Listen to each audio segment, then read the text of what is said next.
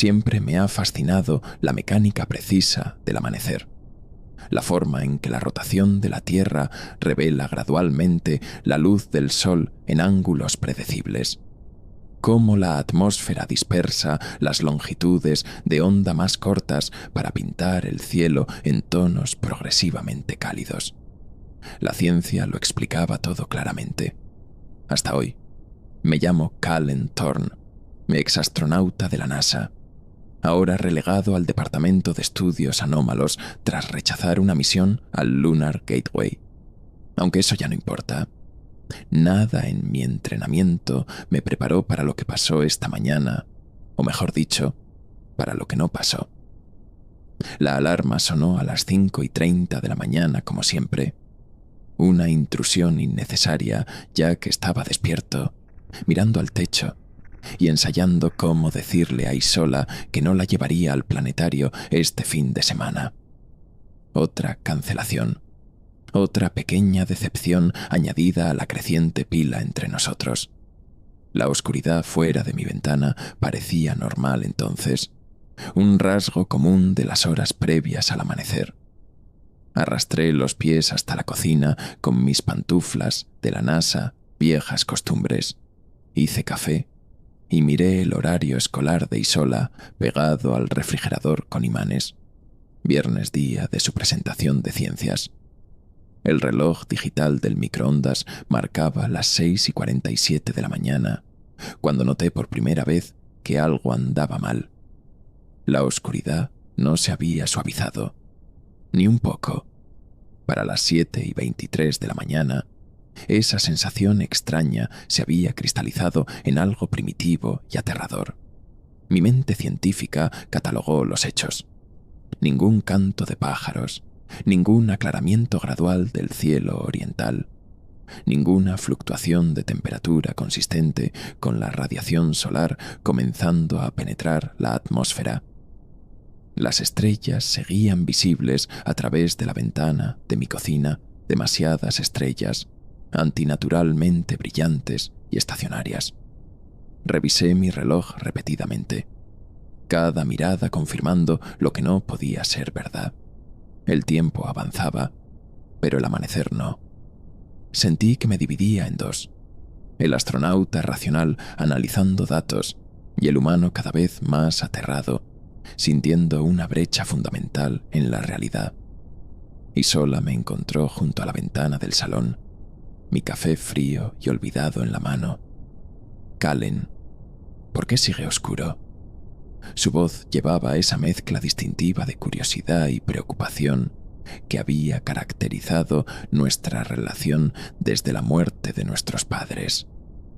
A los 12 años, ya mostraba signos de la misma mente analítica que me había impulsado al espacio, pero con una inteligencia emocional que yo nunca dominé. Luché por formular una respuesta que no la asustara más. No estoy seguro, Iso. Quizás un fenómeno meteorológico. La mentira supo amarga. Ella sabía que no era verdad, el cielo estaba perfectamente despejado, anormalmente estrellado y completa, implacablemente oscuro. Busqué mi teléfono a tientas, los dedos torpes por la adrenalina, y marqué a Marshall Werner, mi supervisor en estudios anómalos. La llamada conectó, pero inmediatamente se degradó en fragmentos con estática. Thorne, global, confirmado, hemisferio norte. Esperé. Antes de que la conexión fallara por completo, escuché algo en la voz de Werner que nunca antes había detectado. Miedo puro. No la tensión controlada de situaciones críticas de misión, sino algo más profundo y primario. Intenté luego con el canal de emergencia de la NASA, luego con el observatorio local. Cada intento produciendo respuestas igualmente fracturadas, confirmando mis peores sospechas. Esto no era aislado, no era explicable, no era nada para lo que tuviéramos protocolos. El horario escolar de Isola seguía pegado al refrigerador, un artefacto discordante de normalidad en un mundo repentinamente desanclado de su constante más fundamental. El universo tenía aproximadamente 14.000 millones de años de comportamiento consistente. Y ahora, sin aviso ni explicación, ese patrón estaba roto. Miré fijamente el cielo nocturno, mapeando constelaciones con la precisión automática de mi entrenamiento, notando su imposible claridad y quietud. Algo no solo estaba mal con el Sol o la rotación de la Tierra, el marco cosmológico entero parecía alterado. Mientras Isola se apretaba contra mi lado, buscando una seguridad que no podía ofrecer, me di cuenta con certeza aplastante de que habíamos cruzado un umbral hacia algo sin precedentes. El Sol no solo había fallado en salir, la realidad misma se había soltado de sus amarras de alguna manera. Y yo, con todo mi entrenamiento especializado, no tenía absolutamente ninguna idea de qué hacer a continuación. Recuperé mi viejo equipo de campo del garaje, un telescopio profesional, un analizador espectrométrico y dispositivos de monitoreo atmosférico que habían acumulado polvo desde mi reasignación a estudios anómalos. Montándolo en nuestra terraza trasera, alineé el telescopio hacia donde debería estar saliendo el sol. Nada, ni siquiera un indicio de luz difusa en el horizonte. Las estrellas seguían antinaturalmente visibles, sus posiciones coincidiendo con los patrones del cielo nocturno típicos de enero, pero con una claridad sin precedentes que las hacía parecer casi tridimensionales contra el vacío negro. Comprobé y recomprobé la calibración, pero los instrumentos confirmaban lo que mis ojos me decían. El ballet cósmico continuaba sin su bailarín principal. ¿Qué son esas sombras en la luna? Isola se había unido a mí, envuelta en su edredón, su aliento creando pequeñas nubes en el aire antinaturalmente quieto. Ajusté el telescopio y sentí que se me revolvía el estómago. La superficie lunar mostraba patrones de oscuridad que nunca había visto antes, no formaciones naturales de María, sino algo más organizado, casi geométrico. Probablemente solo sombras de las montañas, mentí, apartándola del ocular. Mi teléfono vibró. Un mensaje del Dr. Leung en el JPL mostrando patrones anómalos idénticos reportados globalmente. El mensaje terminaba abruptamente. Thorne, revise su manual de protocolo de estudios anómalos, sección 7X. Esto podría estar relacionado con el fenómeno 12. Llame a la línea segura. Nunca había oído hablar del fenómeno 12. Mi autorización, supuestamente, me daba acceso a toda la inteligencia departamental, pero esta referencia parecía deliberadamente oculta. Mientras Isola preparaba el desayuno, una normalidad absurda en nuestra nueva realidad, hice llamadas a cada colega que pudiera dar respuestas. Las conversaciones se volvieron cada vez más surrealistas. Los satélites orbitales confirmaban que la Tierra seguía rotando normalmente. El Sol no había desaparecido físicamente, sino que de alguna manera había sido ocluido. Es como si algo estuviera entre nosotros. Y el Sol, explicó la asistente de Werner, su voz temblando. Pero no hay nada allí. Nada detectable por ningún instrumento que poseamos. El pánico global comenzaba a cristalizarse. Las cadenas de noticias, que inicialmente informaban de un raro evento astronómico, habían pasado a una cobertura cada vez más frenética, a medida que las implicaciones quedaban claras. Las plantas morirían, las temperaturas caerían en picado, la fotosíntesis cesaría. Observé los titulares que se arrastraban con fascinación distante. La noche mundial continúa. Científicos desconcertados por la desaparición solar. Líderes religiosos piden oración mientras la oscuridad persiste. Algunas estaciones ya se habían desconectado. Otras no transmitían nada más que estática o bucles interminables de protocolos de emergencia. Un canal simplemente mostraba a un presentador de noticias mirando fijamente a la cámara en silencio, lágrimas corriendo por su rostro. Mi entrenamiento se activó alrededor de la hora 14 de la noche interminable. Comencé a documentar todo meticulosamente. Posiciones estelares, lecturas atmosféricas, gradientes de temperatura, incluso el comportamiento de la fauna local. Los perros del vecindario habían estado aullando incesantemente desde que debería haber amanecido. Los pájaros permanecían en sus nidos, confundidos y silenciosos. Pero lo más perturbador eran las estrellas, no se movían correctamente.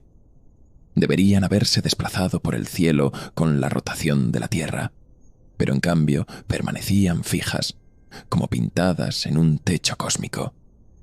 Cuando mencioné esto a mi antiguo comandante de misión en una breve y estática llamada, respondió con algo que me heló aún más. Thorn, estamos viendo los mismos patrones en todas las latitudes. Cada observador en la Tierra está viendo estrellas idénticas en posiciones idénticas.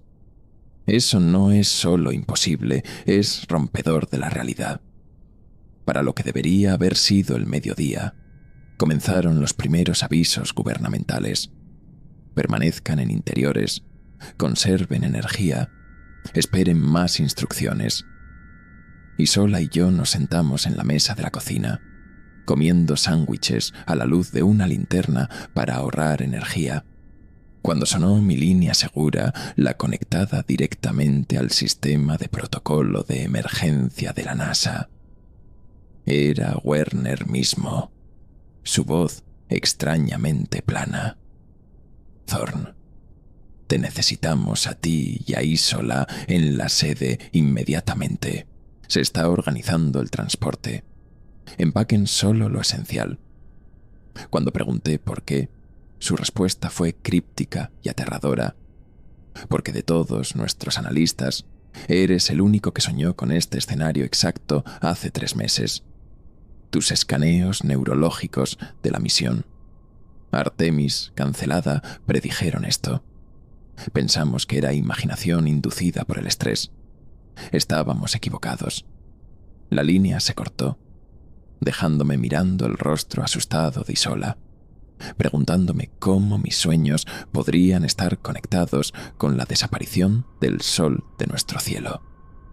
El equipo de la NASA llegó a las 2:17 de la mañana, aunque tales designaciones temporales se habían convertido en abstracciones sin sentido en nuestra noche perpetua.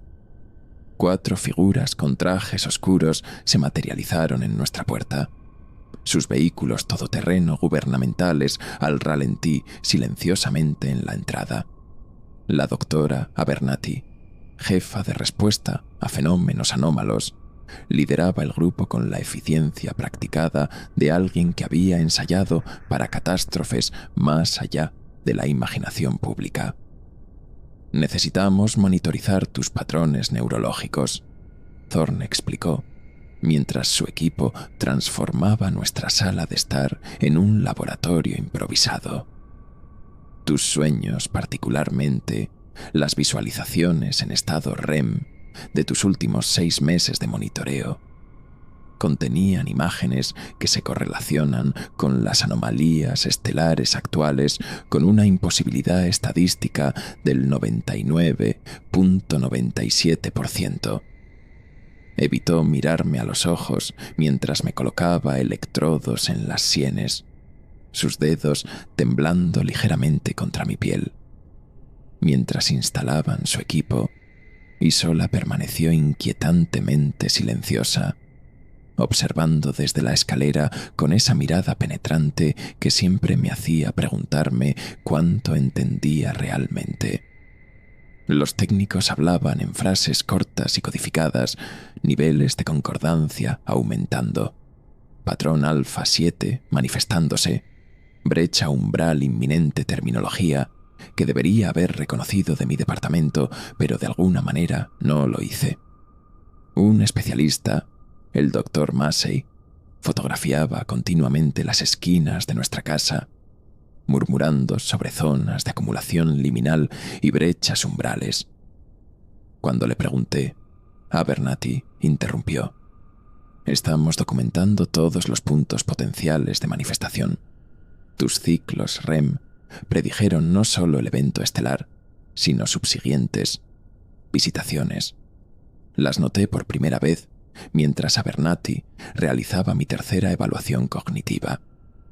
Un sutil oscurecimiento en la esquina del comedor, no una sombra proyectada por ningún objeto, sino algo más sustancial, con dimensión y presencia. Isola vio mi mirada desviarse y se giró, su respiración entrecortándose audiblemente. «Calen, hay alguien parado ahí», susurró, aunque ambos sabíamos que alguien no era la palabra correcta. La oscuridad se había fusionado en una silueta vagamente humanoide, sin rasgos y perfectamente inmóvil. No amenazante, no avanzando, simplemente observando, existiendo en un espacio entre la percepción y la materialidad. El equipo de Abernathy desplegó inmediatamente sensores hacia ella, sus movimientos delatando un protocolo practicado en lugar de sorpresa. Han estado apareciendo globalmente desde la hora 22 del evento, explicó el Dr. Massey, su tono clínico desmentido por el sudor en su frente. Siempre en espacios periféricos, esquinas, umbrales, superficies reflectantes, no interactivas pero persistentes. Vaciló, luego añadió: aparecen con mayor frecuencia cerca de individuos que reportaron soñar con la oscuridad antes de que sucediera. Individuos como tú, Thorn. La figura de sombra permaneció inmóvil mientras la discutíamos. Su presencia, ni malévola ni benigna, simplemente alienígena en su perfecta quietud. En cuestión de horas, habían aparecido 3 más. Una junto al espejo del pasillo, otra cerca de la puerta del sótano, una tercera fuera del dormitorio de Isola. Cuando cayó la noche, o mejor dicho, cuando nuestros relojes indicaron que debería caer la noche, sus formas parecieron ganar definición. Los bordes afilándose como fotografías sobreexpuestas, revelándose en químicos de cuarto oscuro cósmico. Mi autorización de seguridad debería haberme preparado para cualquier protocolo existente para tales fenómenos. Sin embargo, todo sobre la operación del equipo de la NASA parecía desconocido. Extrajeron muestras de sangre, realizaron pruebas de mapeo cognitivo, registraron mis recuerdos de sueños que no podía recordar completamente haber tenido. Ocasionalmente, Abernathy hacía referencias crípticas al perfil de la misión cancelada y a tu afortunada recusación, sugiriendo que mi reasignación no había sido únicamente para el beneficio de Isola. Hemos estado rastreando el adelgazamiento dimensional durante décadas, admitió finalmente durante la hora 36, su fachada profesional resquebrajándose bajo el agotamiento. Tus patrones de sueño coincidían con los de otros 7 individuos en todo el mundo, todos los cuales estaban programados para misiones espaciales profundas que fueron canceladas posteriormente, todos reportando imágenes oníricas idénticas de un vacío sin estrellas reemplazando nuestro sol. Para el tercer día de noche interminable, nuestra casa se había convertido tanto en un puesto avanzado del gobierno como en una galería de sombras. 17 entidades ocupaban ahora varias esquinas y umbrales observadores inmóviles catalogando nuestro comportamiento tan meticuloso como nosotros estudiábamos el suyo. La NASA había establecido equipos rotativos, monitorizándonos tanto a nosotros como a ellos en turnos interminables. Isola había dejado de hacer preguntas. En cambio, dibujaba las figuras de sombra con inquietante precisión en su cuaderno de ciencias. La temperatura exterior había bajado 15 grados desde que comenzó el evento. Sin embargo, dentro de nuestra casa, las lecturas ambientales permanecían extrañamente constantes en proximidad a nuestros visitantes. No solo están observando, escuché a Massey decirle a Abernathy cuando pensaron que estaba durmiendo. Están evaluando la compatibilidad. La membrana dimensional se está adelgazando más rápido alrededor de Thorn y los otros que soñaron con esto. Algo los seleccionó a él mucho antes de que el sol desapareciera. Permanecí inmóvil, sintiendo el peso de ojos invisibles sobre mí, comprendiendo con creciente certeza que no había sido reasignado a estudios anómalos, porque rechacé una misión. Había rechazado la misión, porque algo más ya me había reclamado. El séptimo día de la noche interminable trajo un cambio profundo en el paisaje auditivo de nuestro mundo. Comenzó como una anomalía sutil la radio de la cocina. Desenchufada desde la llegada del equipo de la NASA, emitió un suave siseo estático que gradualmente se fusionó en algo más estructurado. Estaba documentando patrones de movimiento de las sombras aún inexistentes. Nuestros visitantes mantenían su perfecta quietud cuando las primeras notas reconocibles surgieron del altavoz. No interferencia aleatoria, sino construcción musical deliberada. El suave punteo de guitarra de The Sound of Silence. La imposibilidad se registró de inmediato sin fuente de energía, sin medio de transmisión, sin explicación lógica de cómo la inquietante melodía de Simon y Garfunkel podría materializarse desde electrónica muerta. Sin embargo, allí estaba, innegable y cada vez más clara, como si los propios átomos del dispositivo hubieran decidido vibrar en patrones armónicos precisos que la conciencia humana reconocería como música. Hello, darkness, my old friend. Las letras emergieron con claridad cristalina, cada palabra suspendida en el aire con una resonancia antinatural. La doctora Abernathy entró corriendo a la cocina, sus pupilas dilatadas con un cóctel de fascinación científica y miedo primal. «Está sucediendo en todas partes», susurró, mostrando su teléfono satelital donde la misma canción sonaba a través de su altavoz apagado.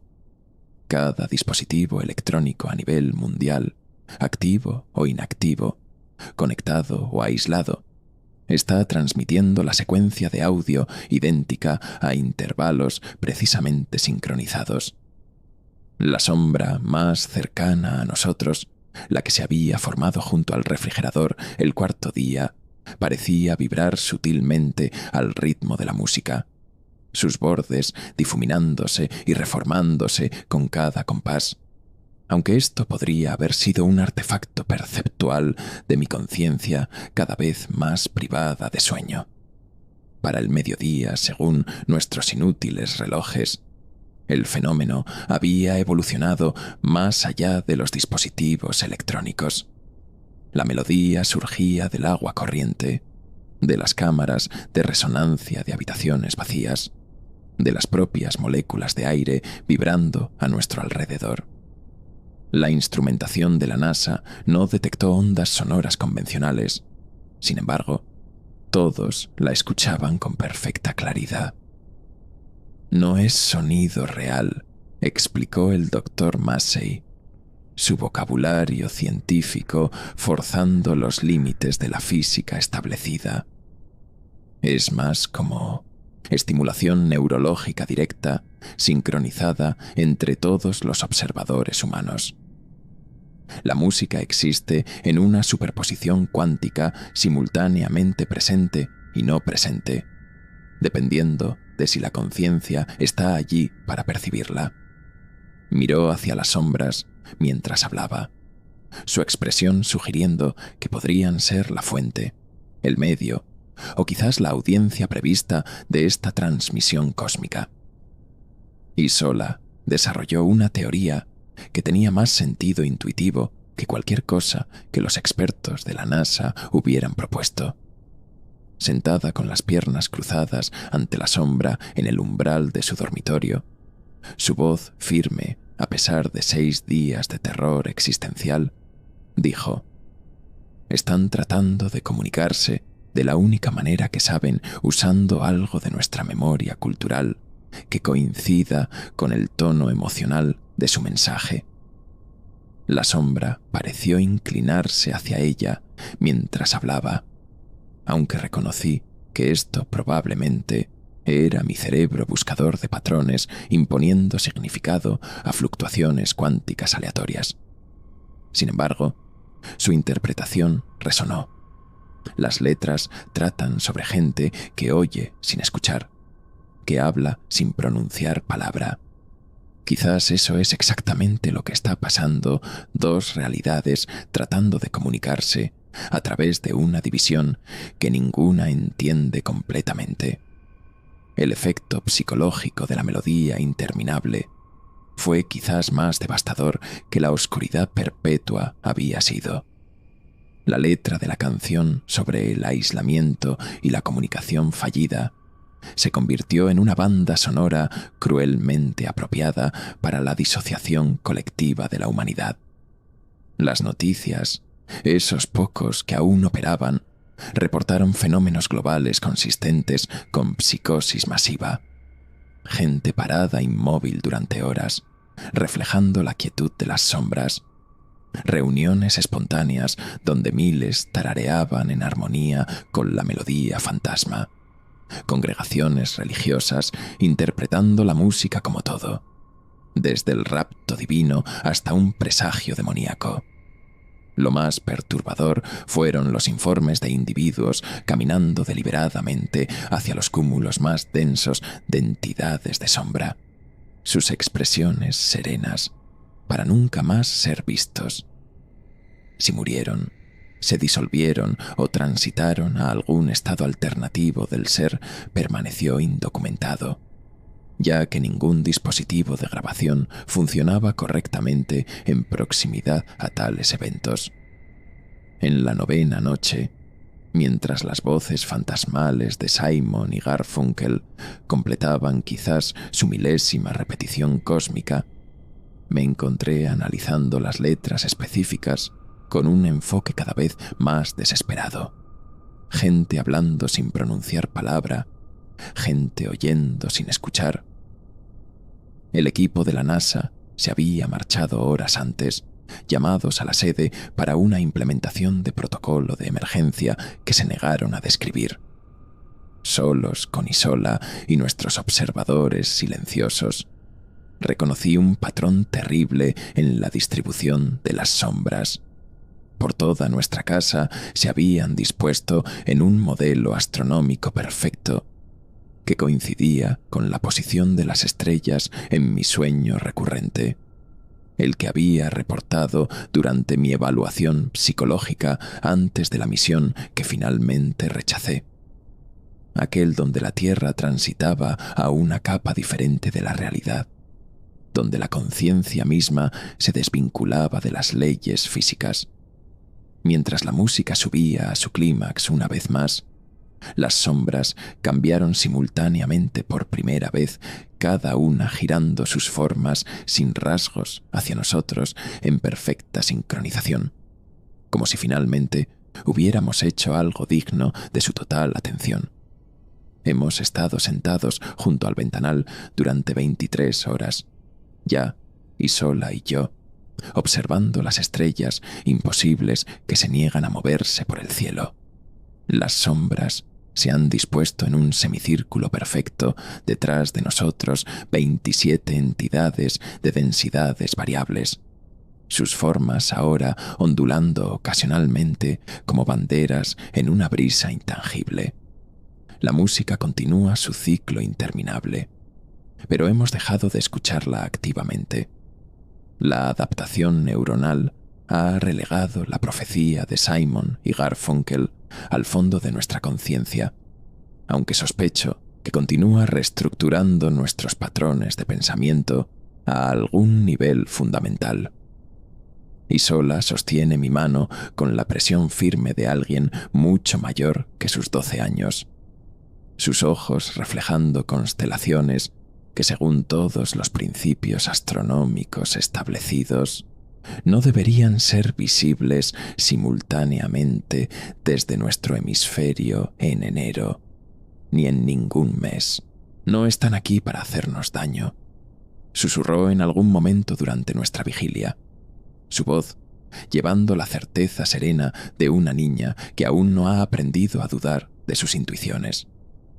Siempre han estado aquí, solo adyacentes, como una transparencia superpuesta en una página diferente. Su descripción resuena con conceptos que había encontrado en la mecánica cuántica teórica, membranas dimensionales paralelas interfiriendo ocasionalmente entre sí, creando enredos momentáneos entre realidades por lo demás discretas. La terminología científica no proporcionaba consuelo, solo la satisfacción hueca de categorizar nuestro apocalipsis.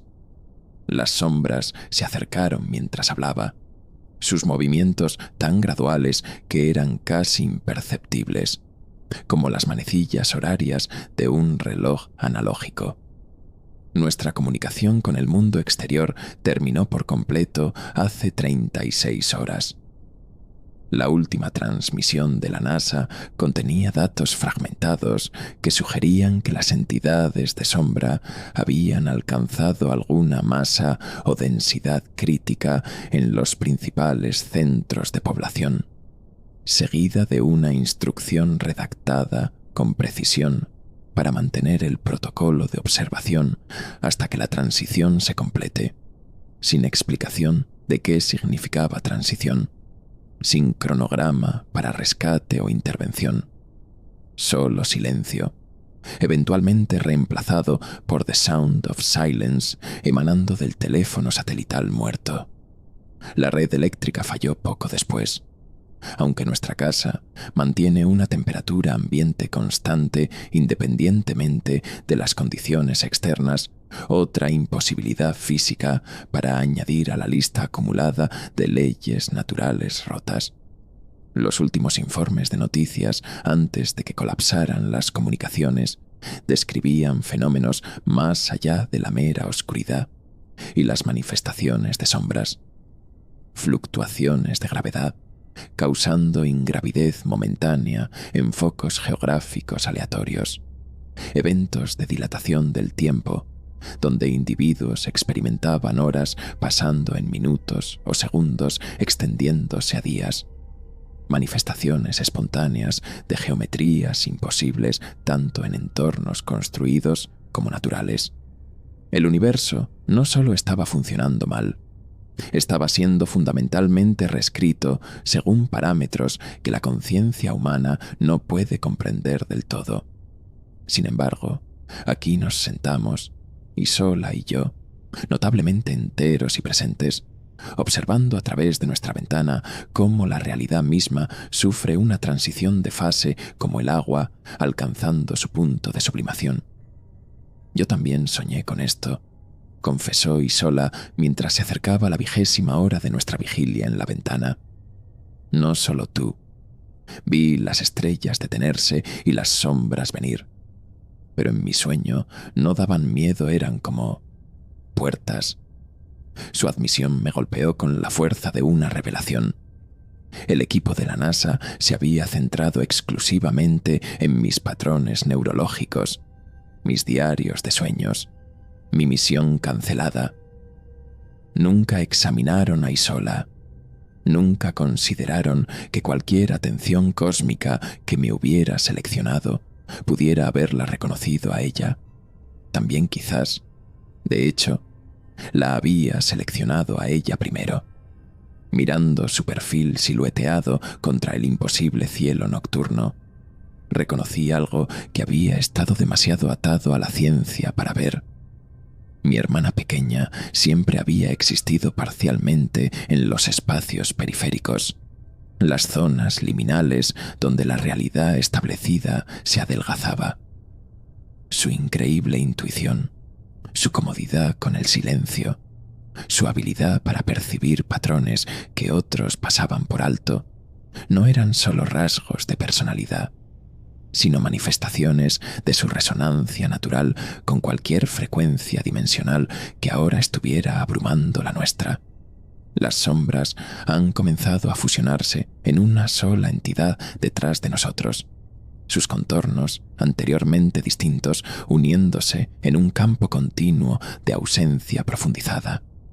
Las estrellas, afuera, se han dispuesto en configuraciones desconocidas, que sin embargo activan el reconocimiento en alguna parte ancestral de mi cerebro cartografía celestial, de antes de la conciencia humana, quizás, o de más allá de los límites de nuestra expresión universal particular. Y sola aprieta mi mano 3 veces, nuestro código infantil para te quiero, mientras la sombra fusionada nos envuelve como un capullo cósmico. No siento miedo, solo una profunda sensación de finalización, como si toda mi vida, el programa espacial, los estudios anómalos, incluso mi decisión de cuidar a Isola después de la muerte de nuestros padres, fuera simplemente un currículum preparatorio para este momento de transición. La música se intensifica una última vez a nuestro alrededor, las letras ahora pareciendo menos un lamento y más una invocación. Las palabras de los profetas están escritas en los muros del metro. Mientras la conciencia se disuelve en algo más grande, pero más fundamental que la conciencia individual, mi último pensamiento coherente es que quizás la mayor limitación de la humanidad nunca fue tecnológica, sino perceptual. Siempre habíamos definido la realidad de manera demasiado estrecha. Nos negamos a escuchar lo que el silencio nos decía. Nos apartamos de las sombras que habían esperado pacientemente a que evolucionáramos lo suficiente para percibirlas. Ahora, mientras Isola y yo nos rendimos a la suave presión de una existencia más allá de la explicación, comprendo por fin. El sol no desapareció. Simplemente despertamos a la oscuridad mayor que siempre había rodeado nuestra pequeña burbuja de comprensión.